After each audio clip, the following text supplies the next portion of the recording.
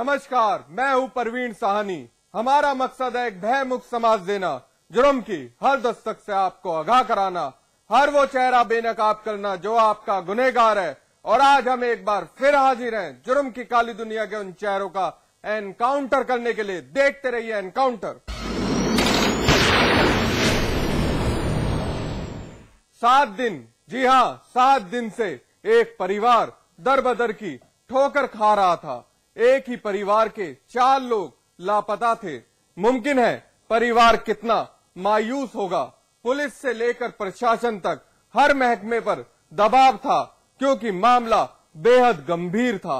लेकिन 7 दिन बाद उस साजिश का खुलासा हुआ जिसकी दस्तक से पीड़ित परिवार तो क्या, पुलिस भी हलकान रह गई।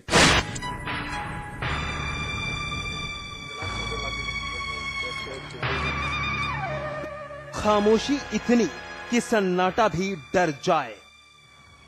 सुनसान सड़क पर पुलिस की जीप सरपट दौड़ती चली जा रही है। पीछे पीछे इलाके के लोग पैदल ही उस ओर बढ़ रहे हैं।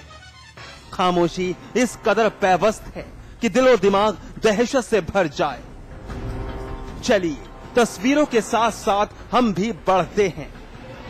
पुलिस का काफिला इस सुनसान जगह आकर थम गया जहां पहले से ही फोर्स तैनात है। एक लाइन से पुलिस वाले मुस्तैद खड़े हैं। थोड़ा और आगे चला जाए तो इलाके के लोग भी हलकान हैं। मुमकिन है वजह सुनकर और देखकर आपका जहन भी कांप उठे। मंजर मुरादाबाद के थाना पाख बड़ा के गांव गमानपुर का है जहां पुलिस और पब्लिक मौजूद है। वो गांव का ही एक खेत है। टॉर्च की रोशनी का सहारा लेकर गड्ढा खोदा जा रहा है। कभी गांव वाले तो कभी खुद खाकी वर्दीधारी जवान फावड़ा चलाकर गड्ढा खोदने में मशरूफ हैं। और जब खुदते गड्ढे का हिलाकर रख देने वाला राज बाहर आया तो हर किसी के पैरों तले जमीन खिसक गई। एक नहीं, 2 नहीं, बल्कि गड्ढे में दफन 4 लाश बाहर निकाली गई। पुलिस चुप थी और पब्लिक खौफजदा क्योंकि 7 दिन, जी हां 7 दिन से जिन 4 लापता लोगों की तलाश जारी थी, उनकी एक गड्ढे से कटी पिटी लाश मिलने से सनसनी फैल गई। बॉडियां थी, 4 लापता थे। आज मुलजिम की निशानी पर बरामद। सर किस हालत में शव मिले हैं, किस हालत में, किस तरह से मारा गया है? बस ये अभी पोस्टमार्टम के बाद पता चलेगा। अभी कुछ ऐसा पता नहीं चल पा रहा है पोस्टमार्टम। सर ये 4 किसान थे क्या, जो लोग जो? हाँ 4 किसान। हाँ गिरफ्तारी। कितने लोगों की सर गिरफ्तारी हो चुकी है? अब ये अभी एग्जैक्ट पोजीशन इस समय नहीं बता पाएंगे क्योंकि कई टीमें लगी हुई हैं। तो कोई रंजिश की बात सामने आई सर, क्यों मारा गया, आखिर क्या है वैसे रंजिश जिसके? बस अभी संबंध में जरा गहराई से विवेचना होगी तभी पता चल पाएगा। अभी सब काम एकदम जल्दी में हो रहा है। Thank you. दरअसल 1 मई 2013 की सुबह खेत पर गए एक ही परिवार के 3 लोग, विजय, सूरज और जसवीर, और चौथा था पड़ोसी मनोज, जो एकाएक लापता हो गए। दिन ढला, रात गई, फिर दिन निकला, फिर रात चली गई। इस तरह एक के बाद एक 7 दिन गुजर गए। पुलिस तक खबर गई। 4 किसान खेत से गायब थे। मामला गंभीर था। तलाश जारी थी। पीड़ित परिवार उनकी तलाश के लिए पुलिस प्रशासन पर दबाव बना रहा था। आवाज बुलंद की गई थी। पुलिस की नींद उड़ी थी। मामला दलित समाज से जुड़ा था। राजनीतिक सरगर्मियां तेज हो गई। प्रदेश सरकार की भावनाओं के कारण ही यहाँ का जिला प्रशासन, पुलिस प्रशासन अपना कार्य कर रहा है। इन पर दलितों पर कितनी ही हत्याएं हो जाए, कितना ही कुछ हो जाए, उत्तर प्रदेश सरकार पर, पुलिस पर कोई प्रभाव नहीं पड़ रहा। या कट जाए, मर जाए, उत्तर प्रदेश सरकार पर, यहाँ के प्रशासन पर कोई फर्क नहीं पड़ता। इसी बीच पुलिस के हत्थे 3 लोग चढ़े। चादर से अपना चेहरा ढक कर खड़ा अनीस और उसके 2 साथी, जिन्होंने अपनी रंजिश अंजाम देने के लिए विजय, सूरज, जसवीर और मनोज की फावड़े से काटकर हत्या कर दी और फिर लाश एक गड्ढा खोदकर यहीं दफन कर दी। गिरफ्तार अनीस की निशानदेही पर इस खौफनाक खूनी वारदात का खुलासा हुआ।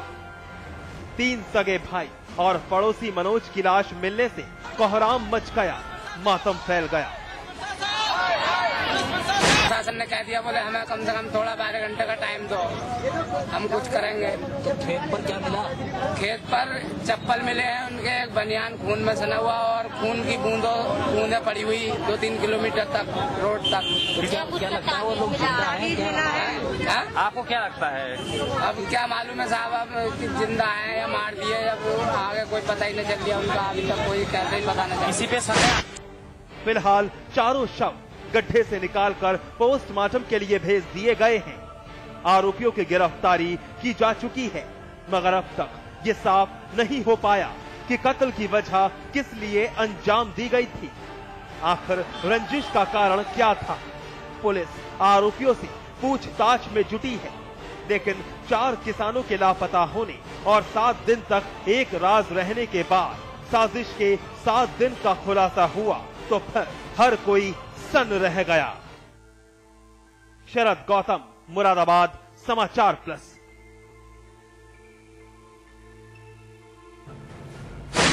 वो उम्र के 14वें पायदान पर खड़ी है, यानी नाबालिग, मगर एक लड़की होना उसकी जिंदगी पर भारी पड़ता रहा। गैर तो गैर, अपने ही दगाबाज निकल गए। 4 बार, सुन लीजिए, 4 बार उसके जिस्म का सौदा हुआ, बार बार बेचा जा रहा था और इस बार लड़की के बिकने की बारी थी 5वीं। आप भी देखिए दगाबाज रिश्ते। पंचायत में कोई कह रहा बेच लो 20,000 दे दो, कोई कह रहा लड़की वापस कर दो, कोई कह रहा कुछ कर लो। ऐसी ये बात चल रही है। बेचने को कोई ज्यादा मसला चल रहा है हिंदू। फिर क्या हुआ? तो पंचायत खत्म हो गई पंचायत का, यानी कल लड़की बिक गई और ऐसे ही मामला चल रहा हो क्यों भैया? कितने में बिकी लड़की? 20,000 रुपया कह रहा हो, कोई 15,000 कह रहा हो, सब ऐसे कह रहा है। बरेली के थाना सिरौली के गांव मोहर सिंह गोटिया का रहने वाला ये शख्स कैमरे के आगे क्या बयान दे रहा था, कुछ अल्फाज सुने आपने। किसकी दर्द भरी कहानी बयां की जा रही है, किसके खरीदने और बेचने की बात बता रहा है ये शख्स।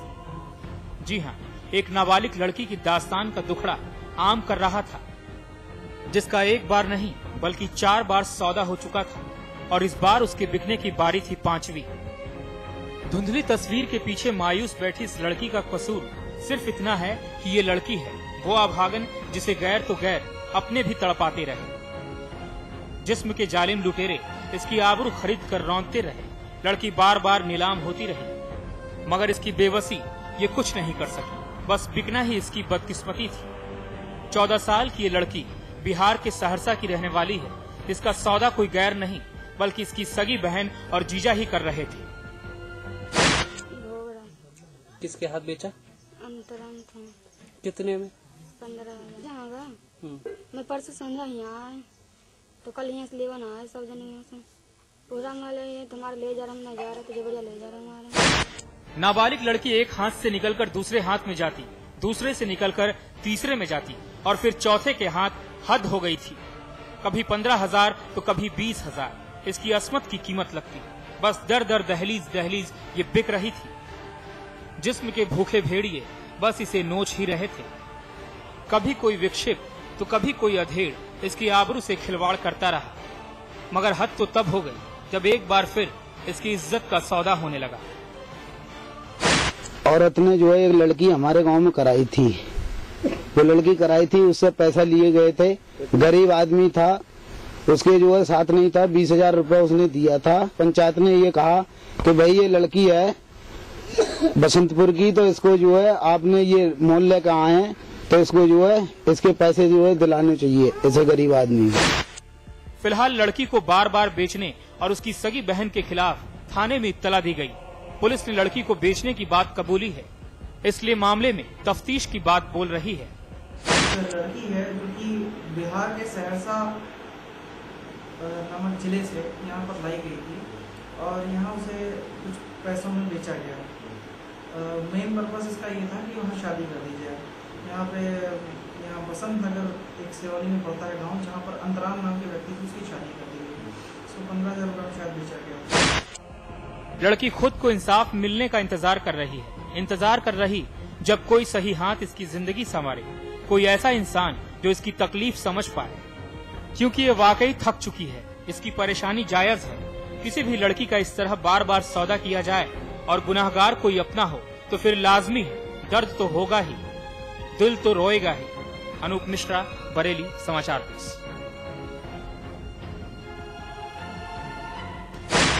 इश्क और जुर्म पर लाख पर्दा किया जाए, लेकिन होता क्या है, एक दिन हकीकत यकीनन उजागर होती है। बदायूं की ये वारदात उस खौफनाक दास्तान की एक नजीर है जिसकी दस्तक से रिश्तों की बखिया उखड़ गई, क्योंकि प्रेम प्रसंग में घर की लाडली ने कर दिया अपनी मां का कत्ल।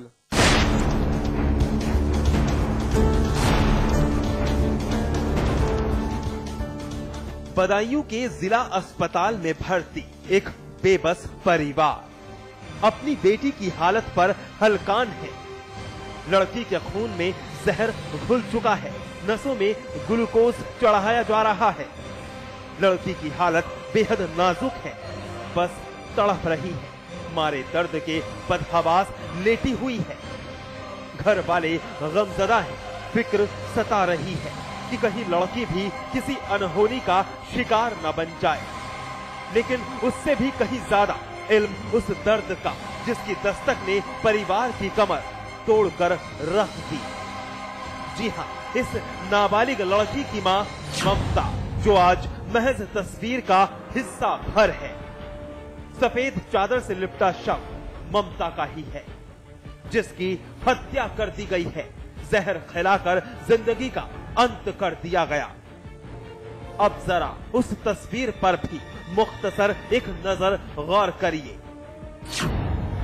तस्वीर में दिख रही लड़की ममता की बेटी नीतू है, लेकिन आज ममता की मौत का इल्जाम नीतू पर ही लगा है कि नीतू ने प्रेम प्रसंग में अपने प्रेमी राम बाबू के साथ मिलकर अपनी मां और छोटी बहन को जहर खिला दिया। सत्य प्रकाश तो घर नहीं थे, वो तो बारात में गए थे और दो लड़की और इनकी बीवी थी घर। और छोटी लड़की ये बता रही है कि राम बाबू आया था तो सब वो जानते हैं, और दो आदमी और थे, उससे जहर गला दबा के जहर दे के मतलब इनकी बीवी खत्म हो गई। वो लड़की बेहोश मतलब जो अस्पताल में। मामला बदायूं के बिसौली कोतवाली गांव पिंदारा का है। नीतू के घर वाले भी साफ तौर पर प्रेम प्रसंग का जिक्र नहीं कर रहे, क्योंकि घर की इज्जत का सवाल है। यही वजह है कि ममता के पति सत्य प्रकाश ने आरोपी राम बाबू और उसके दो साथियों के खिलाफ हत्या और अपहरण का मुकदमा दर्ज करवा दिया। लेकिन सत्य प्रकाश हकीकत से कब तक पल्ला झाड़ेगा, क्योंकि अस्पताल में जिंदगी और मौत से जूझती सत्य प्रकाश की छोटी बेटी पल्लवी राम बाबू और नीतू के प्रेम प्रसंग का खुलासा कर चुकी है। यकीनन नीतू का प्रेम प्रसंग ही ममता की मौत का सबब बना। रात में एक बताया जाता है राम बाबू नाम का लड़का आया और जिसका संबंध पहले से उनकी एक लड़की नीतू से है करके वो कुछ खाने में दे दिया, जिससे इनकी पत्नी की अस्पताल ले जाने के बाद डेथ हो गई और लड़की एडमिट है, उसकी हालत ठीक है। और सत्यप्रकाश जी ने इसमें एक तहरीर दिया है जिसमें राम बाबू के खिलाफ 364 और 302 का मुकदमा दर्ज किया गया है, राम बाबू और उनके दो अज्ञात साथियों के साथ, और लड़की भी उनके साथ गई हुई है। जैसा कि अभी तक ये आया है कि राम बाबू और उनकी लड़की नीतू का आपस में कुछ अफेयर था, जिसको लेकर के घटना घटित हुई है। राम बाबू ने साजिश के तहत सत्य प्रकाश की गैर हाजिरी में नीतू के घर में दस्तक दी। घर में ममता, उसकी दोनों बेटियां नीतू और पल्लवी मौजूद थी, लेकिन अगली सुबह नीतू घर से लापता थी। सत्य प्रकाश की पत्नी और छोटी बेटी पल्लवी बेहोशी की हालत में पड़ी हुई थी। आनन फानन में पुलिस को इत्तला दी गई, लेकिन इस दरमियान बहुत देर हो चुकी थी। अस्पताल में ममता ने दम तोड़ दिया। उसके पति घर नहीं थे, दो लड़की और एक उनकी बीवी घर में थी, और रात में अचानक ही न मालूम क्या